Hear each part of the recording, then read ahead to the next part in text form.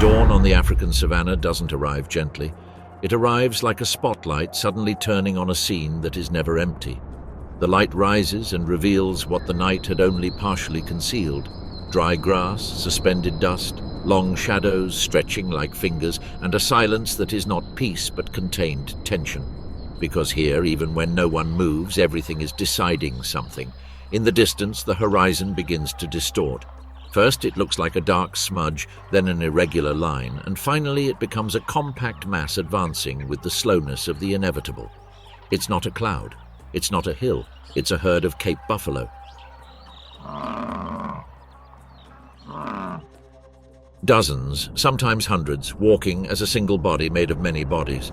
The sound of their footsteps is not mere noise. It is a pulse, a heavy heartbeat that makes the ground vibrate. Each buffalo seems carved from charcoal, thick, dark, almost hairless skin with that dull sheen of one accustomed to enduring hardship. They don't look fragile. They don't look vulnerable. And yet, on the savanna, nothing is exempt. An adult male can weigh close to a ton. It's not a number to impress, it's a reality that shapes everything around it. That weight is useless if misused, but in the buffalo it's part of a structure designed for resilience. High shoulders, a powerful neck, a broad chest, a compact back. And above all, the horns. Therein lies the clearest message. They aren't just long and curved, they aren't just weapons. They are fused into the forehead, forming a bony shield, the boss. A kind of natural, hard, dense helmet designed to absorb impacts, to withstand shocks, to transform a blow into an advantage. Many predators learn to fear those horns through experience or inherited instinct. A lion may be strong, yes. It may have claws, jaws, and strategy. But the buffalo has something that unsettles the lion. It doesn't always run. Sometimes it stands still, sometimes it turns, sometimes it charges. And when it charges, there's no negotiation. A single well-placed blow can break ribs, send a body weighing hundreds of kilos flying, or at least leave it badly injured. On the savanna, a wound that prevents you from hunting is a death sentence. That's why even the king hesitates when the prey looks like it's fighting for its life. But the true power of the Cape buffalo is not limited to one individual. Their most dangerous strength is their cohesion. They don't live like stray animals that cross paths by chance. They live as a community. They move in formation, they respond to each other, they protect each other. The young and offspring remain in the center, as if the herd were a living wall. The adults form a hard perimeter, and within that perimeter the group breathes and moves forward. It's not a perfect defense, but it's one that forces the predator to think twice. In the savanna, thinking twice is sometimes the difference between eating and dying. And as the pride moves forward, the surrounding landscape seems still, but it isn't. In the tall grass, where the sun is just beginning to warm the surface, there are golden shapes flattened against the ground. Lions, lionesses, actually, because hunting most of the time is their job. Their bodies blend into the color of the dry grass. They are only betrayed by a blink, by the shape of their ear, by the way they hold their breath as if they didn't want the world to notice them. The lionesses are in no hurry. Haste makes noise. Haste consumes energy, and on the savanna, energy is currency. They observe, they measure, they wait for the mistake. Because the buffalo, though strong, also tires, and fatigue opens cracks. The wind shifts and carries a scent. A dense, animal, warm scent. The scent of a large herd is an invisible map that announces position, direction, rhythm. The lionesses receive it as information, not as emotion. The key is separation. It's never about confronting the wall head-on. It's about isolating a piece, an individual who slows down, one who opens up a little, one who stumbles, who hesitates, who stares back for too long.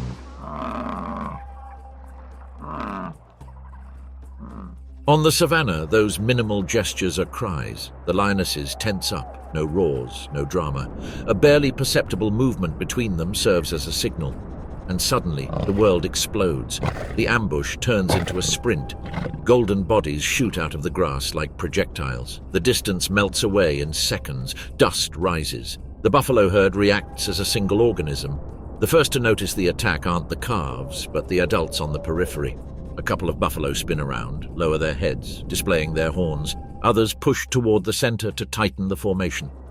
What would be chaos to an observer is, for the herd, a choreography learned through generations. The lionesses try to break through the line, flank the group, and get in where it's stretched out. But the buffalo doesn't behave like an antelope. The buffalo can turn and attack. And that possibility changes everything. A lioness gets too close, and the horn forces her to stop, to swerve, to retreat. In an instant, a charge cuts off her advance, and for a second the prey dominates the terrain. There is no guaranteed victory for anyone. There are only quick decisions. When the pride maintains its cohesion, the attack loses its effectiveness. The lionesses know this. They keep probing, but every second that passes without success is energy wasted, and every second is a risk of injury. Then comes the cold calculation: retreat. Not because they can't, but because it's not wise. An intelligent predator doesn't gamble everything on a table that could break its bones. Failure has no music, it has no cinematic ending. It's a silent, unequivocal retreat. The dust settles. The buffalo herd resumes its heavy gait. Life goes on, but the tension doesn't disappear, it merely changes form, because the dry season is unforgiving. As the days pass, the green becomes rare. Watering holes dwindle. The grass turns to straw. Water ceases to be part of the landscape and becomes a destination. And when water is scarce, the paths become fraught with danger. Migrations are not an epic journey by choice. They are a forced displacement born of necessity. The herd moves, yes, but every kilometer weighs heavily. Every step stirs up dust that clings to the skin. The heat beats down, fatigue accumulates. And fatigue is the invisible enemy that makes even the strongest vulnerable. Elsewhere on the savanna, far from the heavy gait of the buffalo, a different energy runs through the ground. It's not a block. It's a current. African wild dogs, Lycaon pictus, mottled patterns, black, white, and ochre spots, as if nature had painted them hastily but with personality. None are alike. And this detail, which seems aesthetic, has a function. In the chaos of the chase, the members recognize each other. They locate each other. They follow each other. Their large ears act like antennae. They dissipate heat and pick up sounds, and their bodies are built not just for running fast, but for long periods. Unlike the cheetah, which explodes with speed in seconds, wild dogs build victory with endurance and coordination. They hunt like a synchronized band. One cuts, another pushes, another waits. The prey runs, turns, tries to outsmart it. But the pack adapts, changes direction, maintains pressure. And when the prey tires, it falls. Not from a spectacular final blow, but from exhaustion. But what makes wild dogs truly extraordinary isn't hunting, it's their social structure. In their pack, only one pair reproduces, the alphas. The others suppress their reproductive instincts and become support. And this support isn't symbolic, it's practical. When the pups are born, the entire pack participates. There are nannies who stay with them, adults who hunt and return, and before eating they regurgitate food for the young.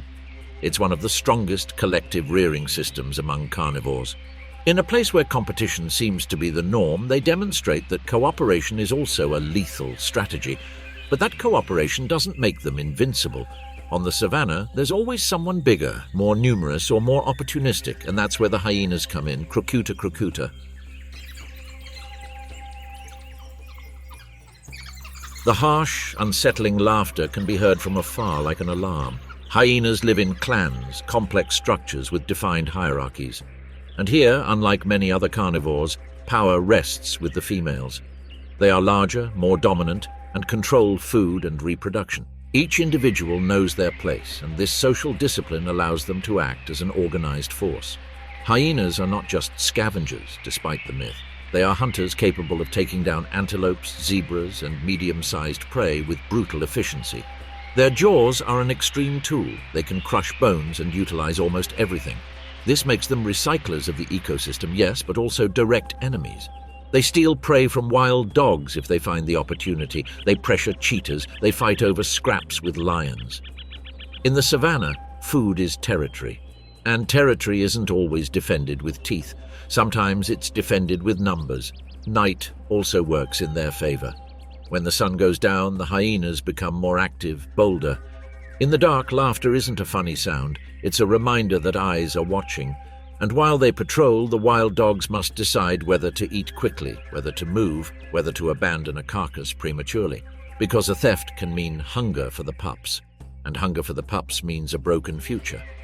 While that drama unfolds in one corner, the buffalo herd continues its march toward the water, and in the dry season the water becomes a trap, because the prey are forced to come, and the predators know it. Near one of the last water sources, a pride of lions waits. They don't run, they don't expose themselves, they are motionless in the shade as if they were part of the landscape. Their patience isn't romanticism, it's tactics. They know that exhaustion does the work. They know that at some point the buffalo herd will slow down. When the herd enters the zone, the formation is no longer the same. The long journey has stretched the line. Some individuals go ahead, others fall behind. Dust gets into their nostrils, the heat weighs heavily, and then the mistake happens. An exhausted buffalo loses ground. It's not much, but it's enough. On the savanna, distance isn't measured in meters, it's measured in potential. The attack is swift. The lions pounce from multiple angles. They seek to bring down, to hold, to immobilize. A buffalo can fight back, can turn, can charge, but if it is tired, if it is alone, the collective strength no longer protects it. And there the cruelty of the system is revealed. The herd, to survive, sometimes has to keep going. There is no ritual, no mourning. There is a brief silence, a tension, and then the group moves on. It leaves death behind as an inseparable part of the journey. For the lions, it is a reward for patience. For the buffalo, it is a brutal reminder that even the strongest community has cracks when nature tightens its grip. Opportunists approach the scene. Hyenas sniff. Vultures appear. The ecosystem springs to life around the carcass. And in this activation there is also logic. Nothing is wasted. The savanna recycles. Death feeds. It is cruel, yes, but it is also how things work. And while all this is happening, the earth trembles again with a different rhythm. African elephants. Loxodonta africana. Gentle giants, but gentle doesn't mean defenseless. They move in herds led by a matriarch, the guardian of memory. She knows where water can be found when no one else can. She remembers routes, past droughts, safe havens. In a changing world, memory is a weapon. The calves walk in the center, surrounded by aunts, sisters, grandmothers. And if danger appears, they form a defensive circle. Tusks outstretched, ears pricked, trunks taut. The savanna understands this language. Elephants spend hours eating. They tear off branches, uproot trees, and clear paths. Without realizing it, they create water holes as they dig. These water holes become life for others. They also maintain the balance between forest and grassland by clearing shrubs and allowing grass to grow. They are ecosystem engineers. Wherever they go, the savanna is reshaped. Near shallow areas with murky water, hippos appear, enormous bodies submerged, almost motionless. Only their eyes, ears, and nostrils above water. They seem calm, but they are not. They are territorial, powerful, capable of explosive violence. A dominant male controls a stretch. He opens his mouth as a warning, displaying long tusks. Underwater, shoves and physical contact maintain distance. Calves cling to their mothers, sometimes climbing onto their backs. During the day, they conserve energy. At night, they come out to eat. Even the calm is full of potential for explosion. And now, above all else, a change has emerged that doesn't belong to the ancient cycle of rain and drought. The human hand. Fences, roads, livestock, settlements, fragmentation. Buffalo lose their roots. Wild dogs become more vulnerable to diseases transmitted by domestic dogs. Hyenas are drawn to garbage dumps and conflicts escalate. Elephants face poaching and habitat loss. Hippos lose wetlands, and each loss triggers others. The savanna remains wild, yes. But it's no longer defined solely by claws and antlers. It's defined by human decisions that change the landscape without asking permission. Even so, there are efforts underway. Protected corridors, park rangers, communities defending wildlife, health control programs, responsible tourism. The question isn't whether the savanna needs to be governed. It doesn't. The question is whether it can continue to exist with enough space to be itself. Because if their footsteps fall silent, it's not just an animal that's lost. A living memory of the planet is lost. And that memory is written in scenes like this. A herd of buffalo advancing like a wall, lionesses calculating the cost of risk, wild dogs caring for pups as a collective responsibility, hyenas recycling what the world leaves behind, elephants parting waters for others, hippos dominating rivers with a dangerous calm. On the savannah, survival isn't a movie, it's a brutal routine. But within that brutality there's something surprising: care. Because even among predators, even amidst conflict, even when death is near, life insists on nurturing, on protecting, on sustaining the most vulnerable. And when the sun is fully up and the heat begins to intensify, the dust settles again for a while. Not because the war is over, but because it's recharging. On the savannah, everything pauses to begin anew. And what seems like just another day is, in reality, a complete victory for those who manage to survive until the next shadow. The morning progresses and the heat begins to tighten like a hand that won't let go. On the African savannah, the sun doesn't rise slowly. It rises purposefully, as if each extra degree were another test for those who walk on the scorched grass. The air vibrates, distance becomes deceptive, and bodies already weary since dawn begin to measure every movement. Here, even stillness is a choice. Far from the large herds, where the noise of many bodies sets the rhythm of the territory, there is another kind of hunt. A hunt made of absolute silence and a final explosion. In the irregular shade of an acacia tree, a slender figure blends into the patches of ground, the cheetah. There is no other animal on the savannah that concentrates so much potential into so few seconds. Its body seems designed to slice through the air, deep chest, spine as flexible as a spring, long legs that seek not strength but speed. Its claws don't fully retract. They need constant contact with the ground to maintain traction. Everything about it points to a single instant, the moment of takeoff. But today the female isn't hunting for herself. She's hunting for others. A few meters away, hidden among the short grass and thorny bushes, 3 cubs, barely a few months old, move clumsily. They don't yet know fear as a concept, only as a sensation. They play with insects, bite leaves, and trip over their own paws. They don't understand that their existence depends on their mother returning with food before the sun turns the ground into a hot griddle, and before the scent of blood attracts hyenas, lions, any mouth willing to steal. The mother cheetah doesn't stray far from the den. Every extra meter is a risk to the cubs. The wind is crucial. If the wind betrays her, the prey flees before she can even sprint. If the wind reveals the cub's location, tragedy can strike even without prey. She moves at an angle, using low ground, undulating terrain, and sparse bushes. In front of her, a small herd of Thompson's gazelles moves with constant nervousness. Gazelles live in a state of perpetual alertness. Their large eyes, keen hearing, and swift leaps are the result of generations of selective breeding. And yet they still make mistakes. A young one strays slightly from the group, pauses for a second too long, and lowers her head to nibble at dry grass. The mother cheetah flattens herself against the ground. Her breathing becomes minimal. There is no external dramatic tension, only internal tension. The calculation of the exact moment. When it starts, there's no room for error. An early start leaves it unprepared. A late one leaves the gazelle too far ahead. Then it happens. In a second, the spotted figure becomes a living arrow. The ground seems to move beneath its paws. Dust flies. The gazelle reacts too late. It tries to turn, leap, feint. But the cheetah's speed isn't just fast, it's precise. In a few seconds, the chase is over. A controlled strike brings the prey down. A firm bite cuts off its breath. It all ends so quickly that silence returns before the echo of the movement has even faded. There is no celebration. The mother doesn't stay. She doesn't eat there. She raises her head, looks around. The greatest danger isn't the dead prey, it's who sees it. She drags the body quickly toward an area with some cover. Every second with fresh meat exposed is an invitation to competition. Hyenas can appear without warning. A lion can claim the prey simply because of its size. Even vultures can betray the scene from the sky. The mother eats just enough to regain energy and then, with most of the body still intact, heads back toward the den. Carrying prey is heavy, slow, makes it visible, but there is no alternative. Her cubs can't walk to the carcass, not yet. Upon arriving, she sets the gazelle on the ground. The cubs rush in, clumsy, biting wherever they can. They don't eat with technique, they eat desperately.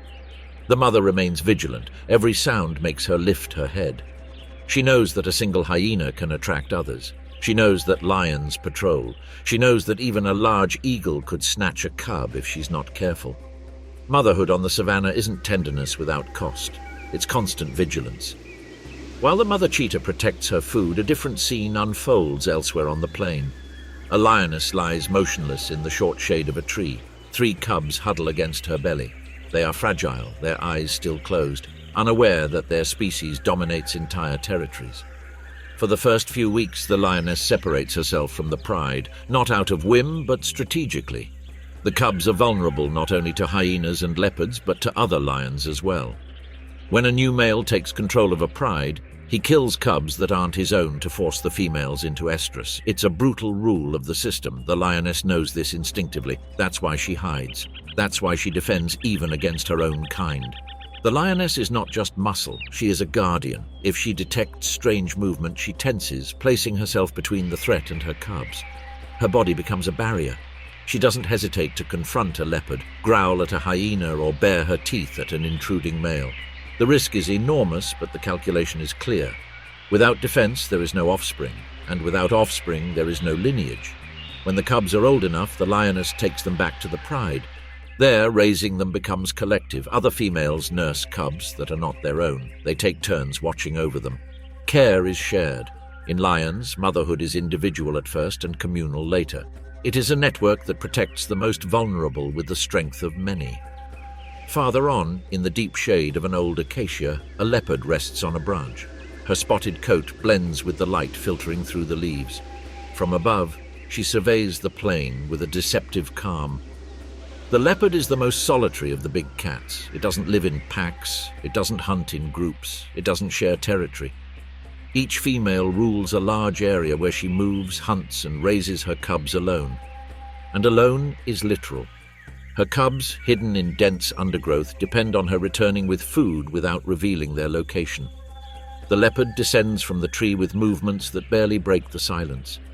Each step is muffled by pads designed to be silent. In front of her, a herd of impalas grazes with fragmented attention. They are agile, swift, leaping several meters. One mistake and the opportunity is lost. The leopard lowers her body, advances, pauses, advances again. She selects a young impala that has strayed far enough. When she leaps, there is no long run. There is a short burst of speed, one strike, a precise bite to the throat. The prey falls. Without wasting a moment, she drags it to a tree and, with a strength surprising for her size, hauls the carcass up to eat it far from hyenas and lions. Storing the prey high up is a way to ensure food for more than a day. The leopard eats enough and then descends to carry scraps to her cubs. Every trip is a risk, every absence a gamble. Raising cubs in solitude is not romantic. It is a constant tension between hunting and not being discovered. At the other end of the territory, the ground trembles again with synchronized footsteps. African wild dogs. Their way of moving is different from that of the big cats. They don't hide as much. They don't wait as long. Their hunt is a long chase. A calculated attrition. But today they aren't hunting. Today they are caring. In a makeshift den under dense bushes, there are newborn pups. Their eyes are barely open. Their bodies tremble with each breath. They aren't the offspring of the entire pack, but the pack acts as if they were. A young female, who isn't the mother, stays behind to keep watch. Other adults go out to hunt. When they return, they don't eat first. They regurgitate food for the pups. The gesture is repeated day after day. It's an economy of care that sustains the next generation, but care doesn't eliminate danger. Hyenas patrol, lions prowl. One mistake in location, one misjudged scent, and the den becomes a target. That's why wild dogs change dens if they sense pressure. They move their pups carefully, carrying them in their mouths one by one to a new site. It's an enormous effort, but it's the difference between survival and local extinction. On the savannah, home isn't fixed, it's mobile. It redefines itself according to the threat. Meanwhile, the elephants move forward like a moving island. The matriarch sets the pace. She remembers a pool that still holds water. She remembers a path that skirts a stretch without shade. The calves walk in the center, touching each other, stumbling, learning to use their trunks. When the heat intensifies, the group stops under a grove of trees. They bathe in mud. The mud isn't just for play. It protects their skin from the sun and insects. The elephants look after one another. If a calf falls behind, an aunt gently pushes her. If she falls, someone helps her up. On the savanna, motherhood isn't the exclusive role of the biological mother. It's a social contract. Near a shallow river, the hippos remain motionless. The dominant male opens his mouth in warning to an intruder that gets too close. The intruder stops. There is no fight today. Energy is being conserved for the evening when they will go out to graze. The calves cling to their mother's flanks. Sometimes they climb onto their backs. In the water, they appear calm. But the tension is there. Any crossing of boundaries could trigger swift violence. And while all these dramas unfold in parallel, the landscape bears the marks of another force. Fences, roads, human settlements on the edges of the territory. Buffalo change routes to avoid barbed wire. Wild dogs lose prey when cattle replace wild herbivores. Hyenas approach garbage dumps. Elephants collide with cultivated fields. Hippos lose stretches of river due to dams. The savanna faces not only drought and predation, it faces fragmentation. In this context, motherhood becomes even more precarious. Less space means less room for error, fewer escape routes, fewer safe places to hide cubs. Care, already a costly strategy, becomes an even greater challenge. Every mother, cheetah, lion, leopard, elephant, is raising her young on a shrinking playing field. And yet life persists. The mother cheetah returns to the den time and again, carefully timing her movements to avoid detection. The lioness returns to the pride with her cubs as soon as they can stand on their own. The leopard teaches her young to climb before they learn to hunt. Wild dogs relocate dens if necessary. Elephants surround their calves at the slightest sign of threat. In each species, care takes a different form, but the logic is the same. Without the protection of the next generation, strength is useless. As the sun begins to set and the heat becomes less oppressive, the savanna shifts its rhythm, predators become active, prey seek water before nightfall, hyenas sharpen their patrols, vultures wait. The day fades, but the struggle is not over. It simply changes shifts. And in that endless cycle, there's a lesson that repeats itself in every scene. Survival isn't just a matter of fangs, horns, or speed. It's a matter of bonds, of memory, of care.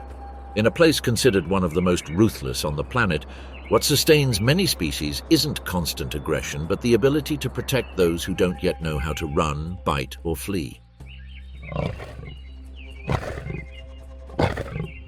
The savanna seems harsh because it is. But within that harshness lies an invisible architecture of care that sustains the system. And every cub that manages to grow until the next dawn is a silent victory against a world that doesn't offer second chances. Night falls on the savanna like a heavy blanket. It's not a sudden blackout, but a slow darkening in which shapes lose their outlines and sounds gain ground. When the last sliver of the sun sinks below the horizon, the world changes hands. Day belongs to sight, night to hearing, smell, and the memory of unseen paths. In this nocturnal shift, predators refine their strategies and prey recalculate their routes. The temperature drops only slightly, just enough for weary bodies to find a second wind. Darkness is not rest. It's a new round of the same game. Hyenas move in scattered groups, connected by calls that travel for miles. These aren't laughs, they're codes. Each vocalization announces presence, status, intention. Their society is complex, dominated by females who are larger and more aggressive than the males. In their clans, access to food and reproduction is regulated by strict hierarchies. Cubs inherit status. Violence isn't capricious, it's the maintenance of order. When they find a fresh carcass or spot a feline feeding, they don't hesitate to put up a fight. Sometimes they win by sheer numbers, other times they lose by size. In any case, their role is to cleanse the savanna of remains that could spread disease. There's no romance in this work, it's biological efficiency. Near a pool that shrinks day by day, a wounded Cape buffalo trudges along. The herd doesn't stop for it, not out of cruelty, but out of collective calculation. Slowing down puts everyone at risk. The buffalo falls behind. Its massive body, its horns fused into a frontal shield, its thick hide, none of these are a guarantee when fatigue outweighs strength. Lions sense the opportunity. They don't attack immediately. They circle. They wait for weakness to do the work. When the assault occurs, it's not clean, it's chaotic. Horns can still wound. A lion is sent flying by a miscalculated goring. The price of hunting buffalo is high. Sometimes the hunter dies. This time, the pride of lions manages to bring down the straggler. There's no celebration. There are ragged breaths, blood in the mouth, eyes scanning the perimeter. To eat on the savanna is to take risks. The hyenas are already approaching. Vultures are circling. A short distance away, the dark water ripples slowly.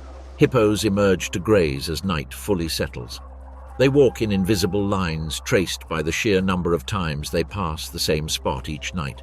Their trails are furrows in the grass that connect the river to feeding grounds. Though they appear clumsy, their speed on land is astonishing. If anything encroaches on their path, they will not budge. Nighttime territoriality is a line best left uncrossed. Calves stay close to their mothers. In the darkness, physical contact is their only means of orientation. In the low canopy of a grove, baby monkeys cling to their mothers' bodies. They don't sleep soundly. They wake at the slightest rustle. Nocturnal primates don't rule this territory. Here, felines are masters of stealth. A leopard can cross unseen, climb, descend, and snatch a cub if it detects a moment of inattention. That's why the mothers adjust their infants' positions again and again throughout the night. It's not rest, it's intermittent vigilance. The lioness who hid her cubs during the day now moves toward the pride to participate in the night hunt. Her young remain hidden in the undergrowth, their scent masked by dust and vegetation. It is not a peaceful absence.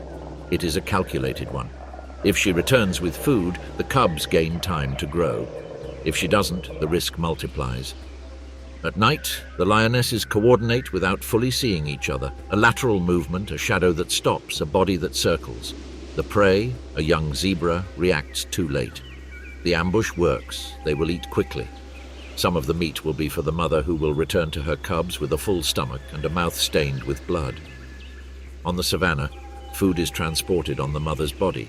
There is no other way. Meanwhile, the wild dogs regroup the pack after a long chase that exhausted a gazelle. Their hunt is a relay race.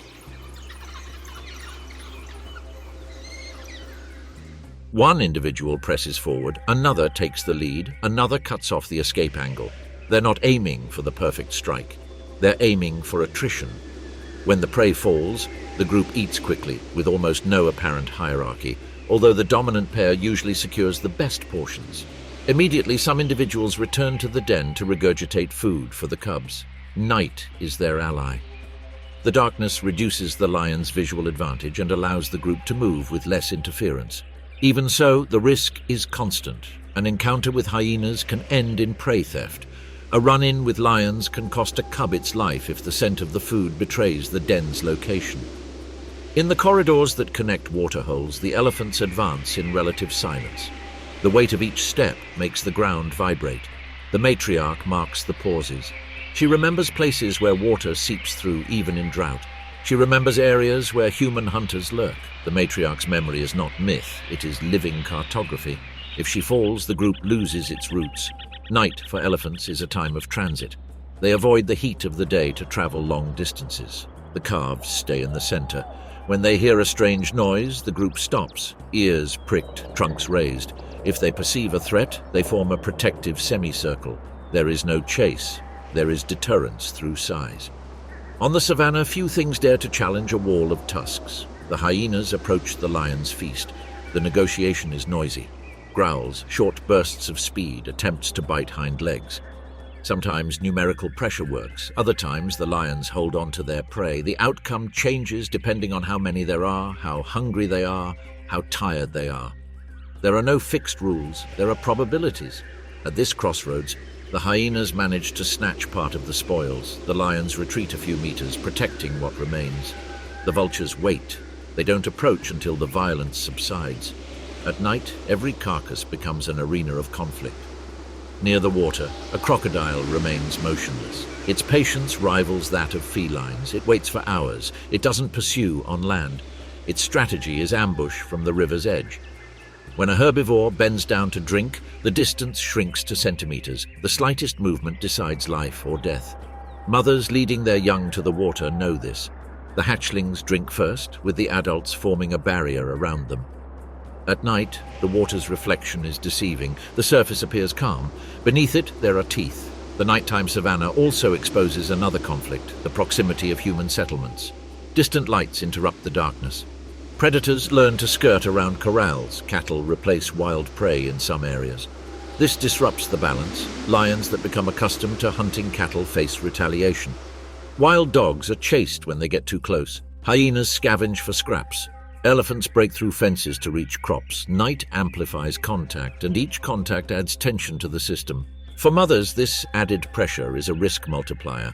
The lioness who must hunt near a settlement faces not only rival hyenas and lions, but also traps, fences, and gunfire. The cheetah who avoids open areas loses hunting corridors.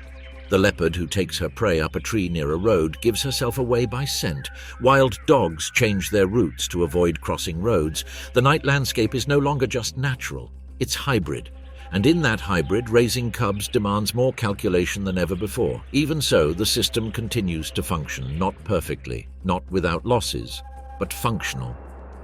The young that survive their first few weeks increase their chances of reaching adulthood. Those that die feed others. It's a harsh logic, devoid of human morality. The savanna doesn't reward intention, it rewards adaptation. Mothers who best adjust their decisions, when to hunt, where to hide, when to move, leave more offspring. Over time, these decisions become traits of the species. As the sky begins to lighten in the east, the sounds change. The hyenas disperse. The lions seek shade to sleep. The elephants slow their pace. The hippos return to the water. The mothers return to their dens. The cheetah checks on her cubs again, cleaning them with her tongue, moving them around to prevent the scent from becoming too strong. The lioness returns with a full belly and snuggles up to her family. The leopard carries scraps of meat hanging from her mouth. The wild dogs regroup the family. Night did not resolve the conflict. It only allowed life to move forward for another day. On the savanna, each dawn is not a promise of calm. It is a brief truce before the next round. And at the heart of that repetition, motherhood remains the thread that holds the system together. Without that constant care, the strength would dissolve within a generation. The savanna is not sustained by violence alone. It is sustained by the tenacity of those who protect the fragile in a world that protects no one. The light of dawn returns to the landscape with a deceptive slowness. It is not a gentle beginning, but a revelation of fresh footprints, weary bodies, traces that tell what the night did not fully reveal. The dust suspended in the air captures the first rays and paints golden columns on the parched grass. For the savanna, morning is not rest, it is inventory. Each group assesses losses, readjusts routes, calculates distances to the next water source. The day arrives with the weight of what has been survived and the urgency of what remains to be survived. The Cape buffalo advance in tight formation, the calves protected in the center of the living circle that moves as a single mass. It's not blind instinct, it's collective memory. In each dry season, the herds repeat routes that avoid areas of greater predator pressure and lead to watering holes that hold out a little longer. The hard ground cracks their hooves. Dust clings to their black skin and turns their bodies into moving shadows. Even so, the group keeps pace. Cohesion is their main advantage. When a calf falls behind, two females nudge it with their muzzles back to the center. The message is clear: no one walks alone. At the edges of the advance, the largest males bear the responsibility for the clash. They don't lead by aesthetic hierarchy, but by mass and horns. Their fused foreheads form a shield that can disarm an ambush. When they sense movement in the tall grass, they stop, lower their heads, and swish air through their nostrils. It's a warning that doesn't seek a fight, but accepts one nonetheless. The lions gauge this warning with calculation. A frontal attack against adult buffalo is a gamble that can end in broken bones. That's why they wait for their opportunity. A lag, exhaustion, distraction. Farther on, a cheetah mother leads her cubs along a short shaded corridor between acacia bushes. She doesn't move them during the day if she can avoid it, but the heat is rising and their previous den has become unsafe. The cubs walk clumsily, their backs still covered by the long fur that disguises them as small badgers. The mother advances a few meters, stops, looks back. She repeats the pattern. The teaching is silent, move in intervals, use minimal terrain, don't expose yourself on open ridges. The cheetah is not strong in confrontation. Its advantage is the final sprint. Before that sprint, there are weeks of caution. At the edge of a grove, a leopard relocates her cubs. Changing dens is a constant routine to prevent their scent from betraying their location to hyenas or lions. The mother takes each cub by the scruff of the neck and places it in a new shelter among roots and shade. Then she returns for the next one. It's an energy-intensive move, but it reduces the overall risk. The leopard is a master of efficient use of energy. She hunts when the opportunity is clear, avoids conflicts she cannot win, and hides prey in trees to buy time for the hyenas. Her solitude is not isolation, it's strategy. The wild dogs reappear in open formation, ears perked like antennae, catching every vibration in the air. The pack decides to hunt early before the heat makes the chase too costly. The choice of prey is not random. They avoid large animals that could injure a key member. They prefer medium-sized ungulates, enough to feed the pack and the pups. The chase is triggered by a collective snap. One takes off, another cuts the angle, another maintains pressure from behind. The coordination needs no visible leader. It is a choreography learned through repetition. When they fall, they don't stop to celebrate. They eat and move on. Leaving the site reduces the risk of confrontation with hyenas. Hyenas, for their part, track the movements of other hunters. They don't just follow scents, they interpret behavior. Where wild dogs are active, there will be remains. Where lions rest in the shade, there will be opportunities for theft when they get up. Their strategy is opportunistic, but not chaotic. In clans, they distribute roles: scouts, pursuers, finishers. The female hierarchy decides who approaches first. The young observe from behind. They learn the precise moment to enter and exit a fight without being crushed by larger bodies. The school of the savannah shows no mercy for mistakes. In the receding waters of a pool, hippos vie for space. The dominant male claims a stretch. His mouth opens in a gesture of pure threat. His tusks reflect the sunlight like wet blades.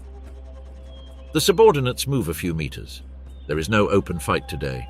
Energy is conserved for the night. The calves settle among the adult bodies, floating on the surface like small living islands. Protection here is not flight, it is mass. A group of elephants crosses a strip of dry scrubland.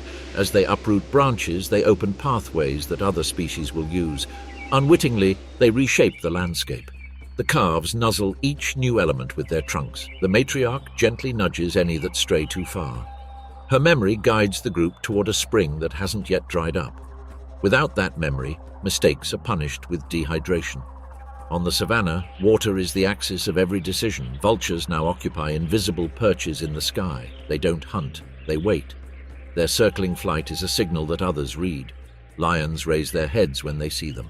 They know their presence betrays food. Humans know it too. In regions where human pressure increases, vultures become unwitting messengers of conflict. Where there is carrion near roads, there is a risk of poisoning.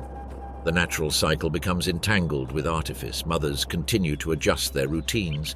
The lioness nurses her cubs and moves them to deeper shade. Milk is concentrated energy. Each feeding is an investment against the likelihood of loss. The cheetah scans the horizon. If she spots hyenas, she doesn't fight. She gathers her cubs and moves on. The leopard rests on a branch, watching from above. Wild dogs leave an adult on guard at the den. The young elephant lies down among adult legs. In each species, protection takes the form that anatomy allows. As the sun rises, activity slows. The heat punishes the chase. Shadows become temporary refuges. The savannah seems to stand still, but it doesn't go dark. Beneath the grass, insects are at work. On the ground, footprints dry and lose their sharpness. Midday erases traces. It's an advantage for those who need to disappear. In the afternoon, the wind carries the scent of distant water. The herds retrace their steps. The wounded buffalo that survived the previous night is gone. The hyenas found the trail.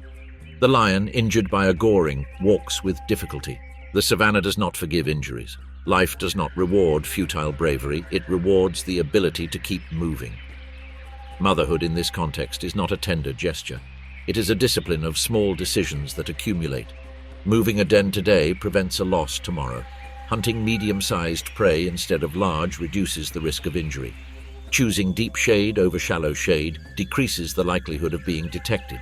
Each choice increases or decreases the probability of a pup making it to the next season. There are no guarantees, there are margins. As the sun sets, the system prepares for another cycle. The lions rise, the hyenas refine their calls, the wild dogs regroup, the hippos return to the water, the elephants move toward the next point, the mothers count their offspring again. The savanna doesn't remember with words, it remembers with repeated movements that survive because they worked. And in this languageless learning, nurturing remains the engine that propels history forward. Night falls on the savanna like a curtain that brings not rest, but a change of rules. The temperature drops just enough for predators to regain their energy, and the darkness gives the advantage to those who know how to move unseen. The stars appear like wounds of light in a dry sky. The wind carries ancient scents, fresh blood, distant water, grass trampled by herds that are no longer where they were at dusk. The landscape seems the same, but every shadow is a threshold. The lions advance with an economy of movement that betrays experience. There is no hurry. The group disperses in a silent fan. The lionesses don't seek brute force, they seek angles. One stops when the wind changes. Another adjusts its trajectory to avoid cracking a branch. The attack, if it occurs, will be brief. On the savanna, effectiveness is measured in seconds. A prolonged ambush reveals positions and attracts rivals. The hyenas, still invisible, listen. They are not pursuing the same objective. They await the outcome. At the edge of the same territory, the herd of buffalo huddles together as night falls. Their bodies draw closer. The collective warmth reduces heat loss and, more importantly, makes it harder to pick off an isolated prey. The males position themselves on the flanks. They don't roar, they snort. The warning needs no sound. Their horns reflect the moonlight like taut bows. The group doesn't stop. It moves toward the water with a heavy yet steady rhythm. In that steadiness lies a promise of arrival. The cheetah returns to the new den with a half-full stomach. She didn't get the ideal prey, but she brought back enough so the cubs won't go to sleep hungry. Nighttime is the territory of other hunters. She retreats to the shadows and keeps watch. If she hears hyenas laughing, she'll move the cubs again before dawn. Motherhood on the savanna is about movement. There are no permanent nests, only temporary shelters. Wild dogs gather before moving. A series of short vocalizations synchronizes the group's intention. They will not hunt tonight. The pups require vigilance. An adult goes ahead to explore the perimeter of the den. The rotation of guard duty is an unspoken agreement. Whoever watches over the pack today will be fed tomorrow. In a land where competition is fierce, this species has chosen cooperation as its primary weapon, not because it is morally superior, but because it works. At the pool, the hippos leave the water to graze. Nighttime is their time. They walk along fixed routes toward patches of greener grass. They don't stray far. The dominant male marks boundaries with deep snorts. Open aggression is rare, but constant warnings maintain order. Calves wander among the adults as if the world were a narrow corridor protected by walls of muscle. The herd of elephants arrives at the spring the matriarch remembered. The water is scarce, but enough for the night. The adults drink first. The calves wait. It's not cruelty, it's logistics. Without hydrated adults, their defenses are weakened. Then the small trunks clumsily taste the water, learning the gesture they will repeat throughout their lives. The memory of the place is fixed in young bodies. Tomorrow, that memory will be a path. Meanwhile, the human landscape presses in from the invisible edges. Distant lights flicker, fences alter ancient routes. A metallic clang breaks the silence. The savanna makes no distinction between natural and new dangers. It responds to both with the same language of adjustment. Herds recalculate their routes. Predators change their activity patterns. The balance is constantly being rewritten. Before dawn, the vultures descend to a spot where the air smells of iron. There is no glorious hunting scene, only remains. The system doesn't celebrate, it continues. Each species occupies its allotted space. Life doesn't reward spectacle, it rewards persistence. As the first sliver of light reappears on the horizon, the mothers take stock once more. The lioness licks her cubs and leads them to fresh shade. The cheetah gently nudges one of them with her snout, correcting its clumsy gait. The leopard climbs down from the tree with a piece of meat. In the den, the wild dogs awaken to the scent of regurgitated food. At the watering hole, the hippos return to the water. The elephants prepare to move on. The buffalo resume their compact march, the hyenas disperse, the lions seek shade. There is no end to this cycle, only continuity. The savanna doesn't write endings, it writes repetitions that adapt. With each dawn, motherhood once again becomes the invisible center that orders the chaos. It's not tenderness without a sharp edge, it's a long-term strategy in a territory that grants no respite. And as long as that strategy continues to work, moving, hiding, teaching, sharing, defending, life will persist in this landscape of dust, sun, and decisions that allow no room for error.